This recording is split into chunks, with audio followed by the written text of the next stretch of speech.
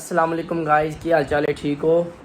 अच्छा, असी आ गए हैं हुणे शॉप ते सारा दिन रह के थक हार के हुणे वापस घर आए हैं ते हुणे होने फ्रैश। लेकिन तुहानू मिलाने एक प्यारे जे बच्चे नाल। इधर आओ मोनू, इधर आओ को हेलो। हेलो। क्या हाल है? हेलो। सब ठीक है? बाय बाय बाय कर दो। बाय।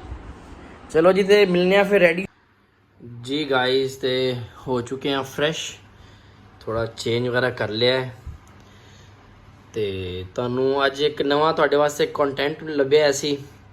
ਤੁਸੀਂ ਅਕਸਰ YouTube ਦੇ ਉੱਤੇ ਜਾਂ Facebook ਦੇ ਉੱਤੇ ਤੁਹਾਨੂੰ ਵੀਡੀਓਜ਼ ਆਉਂਦੀਆਂ ਹੋਣਗੀਆਂ ਸੈਟੀਸਫਾਈਂਗ ਸਾਊਂਡਸ ਵਾਲੀਆਂ, ਰਿਲੈਕਸਿੰਗ ਵੀਡੀਓਜ਼, ਤੇ ਉਸ ਤਰ੍ਹਾਂ ਦੀ ਇੱਕ ਕੋਸ਼ਿਸ਼ ਹੈ, ਮਤਲਬ ਰਿਲੈਕਸਿੰਗ ਸਾਊਂਡਸ ਹੋ ਗਏ, ਤੇ ਉਵੇਂ ਦੀ ਇੱਕ ਟਰਾਈ ਕੀਤੀ ਹੈ ਛੋਟੀ ਜਿਹੀ ਕਿ ਆਪਣੇ ਵਿਊਅਰਸ ਨੂੰ ਇੱਕ ਛੋਟੀ ਜਿਹੀ ਉਹਦਾ ਕੰਟੈਂਟ ਦਿਖਾਇਆ ਜਾਵੇ।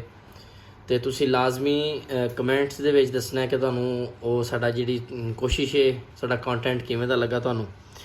ਦੂਸਰੇ ਨੰਬਰ 'ਤੇ ਮੈਂ ਜਿਵੇਂ ਜ਼ਿਕਰ ਕੀਤਾ ਪਹਿਲੇ ਕਿ ਵੀ ਸਾਡੀ ਦੁਕਾਨ 'ਤੇ ਸਾਰਾ ਦਿਨ ਥੱਕ ਹਾਰ ਕੇ ਆਉਂਦੇ ਹਾਂ, ਅਤੇ ਇਨਸ਼ਾਅੱਲਾ ਸੁਬਹ ਮਤਲਬ ਨੈਕਸਟ ਵਲੋਗ ਦੇ ਵਿੱਚ ਤੁਹਾਨੂੰ ਅਸੀਂ ਵਿਜ਼ਿਟ ਕਰਾਵਾਂਗੇ ਆਪਣੀ ਸ਼ੌਪ ਵੀ, ਮਤਲਬ ਸਾਡਾ ਬਿਜ਼ਨਸ ਕੀ ਹੈ, ਅਸੀਂ ਕੀ ਕੰਮ ਕਰਨੇ ਆ, ਇਨਸ਼ਾਅੱਲਾ ਤੁਹਾਨੂੰ ਸਭ ਦਿਖਾਵਾਂਗੇ।